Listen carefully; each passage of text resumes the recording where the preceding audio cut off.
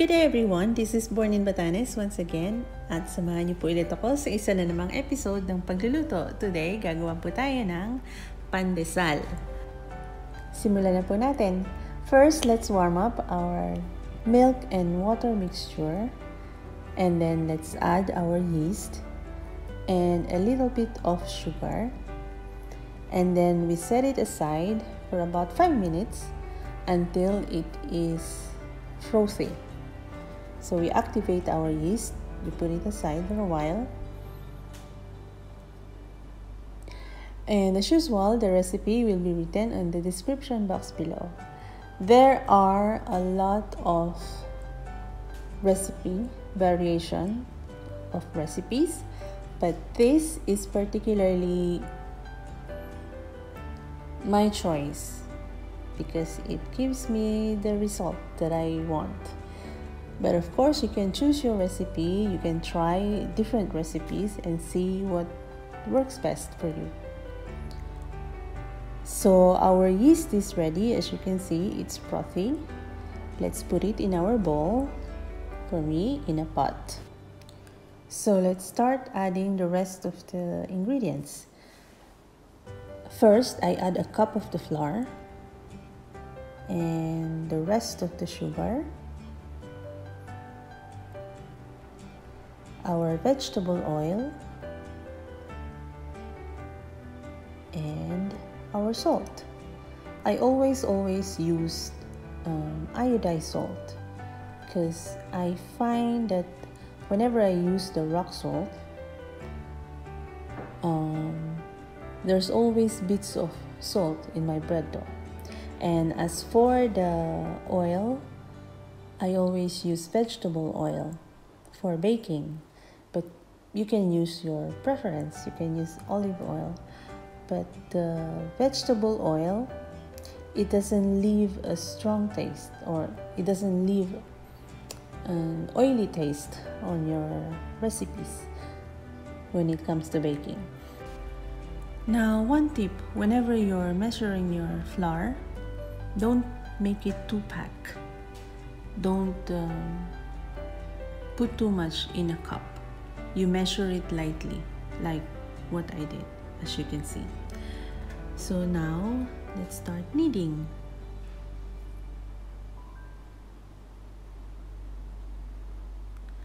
Now, when you knead and you find that your bread dough is a bit wet, like you see here, it's not really wet. So don't be tempted to add more flour, because then your result will not be the same and your bread dough will be on the dry side, will be on the drier side. So you just keep on kneading, and if it sticks too much on your countertop, just put a splash of flour, a little bit of flour, as much as possible. But if you can knead and work on it without adding flour, that would be better. So when you're kneading, as I always say, you push it away. You don't push it down, because then if you're pushing it down, it will take you longer to knead your bread. So as you can see, I'm pushing it away from me. I'm using the heel of my palm to push it away. So our bread dough is ready. Now we put a little bit of oil in our pot and we leave it to rest for at least an hour.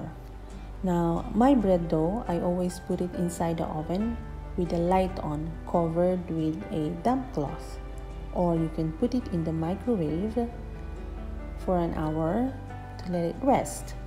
Or if you want, you can leave it at the countertop for 1.5 to 2 hours, depending on the weather. If it's too hot, it may take you 1 hour and it will be doubled in size.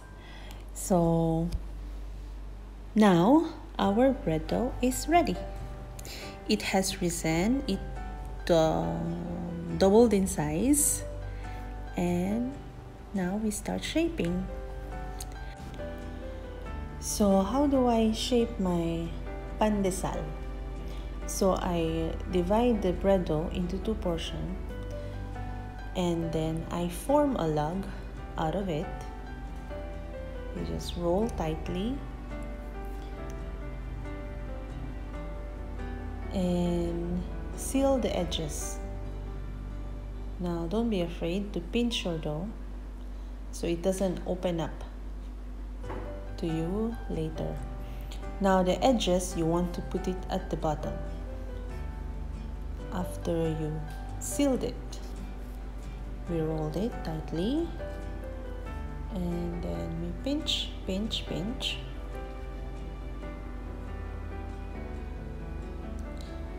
Just like that.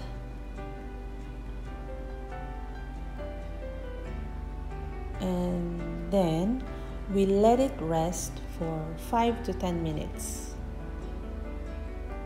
covered with a damp towel. After that, so after it's rested, we can start cutting. Now, one thing, if you are using this for business, you might want to use another method of shaping your pandesal. You might want to roll it separately, one by one. But because it's just for home use, if it's the right term, I just cut it and eyeball it every time. And I like the way it's shaped after I cut it. It has the pandesal shaped already. And the breadcrumbs that I am using is just an old bread that I toast and blend after.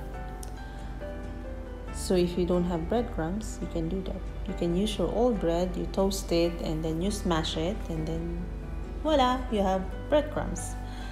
So after we cut it, we want to rest it for a little bit. Again, not a little bit, for another hour, covered with damp cloth so it doesn't dry up. And then after an hour, this is how it looks like. So it's really beautiful. It's nice. I like the way it looks. And now let's start baking. Now my pandesal, I always bake it at 180 degrees Celsius for 12 to 15 minutes. But depending on your oven, you might want to adjust. You might want to use less time at first, and then just check if it's done or not, and then you can add another time. Then overcook it because it's going to be too dry. Now this one, I want to have more color, so I put it back in the oven.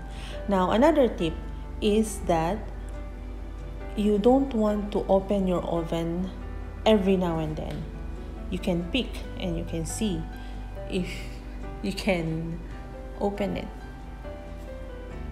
Because if it's not done yet, when you open the oven, or if it's halfway cooking, your bread will flop down on you and you won't like it. You will have a tough bread. So that's it. Our pandesal is ready. I hope you enjoyed watching and you had learned something, and I hope that you're going to try it and let me know how it goes. And if you have any question, please leave a comment on the comment section below, and I'll try to get back to you as soon as I can. Thank you for watching. I hope to see you on my next video. God bless. Bye-bye.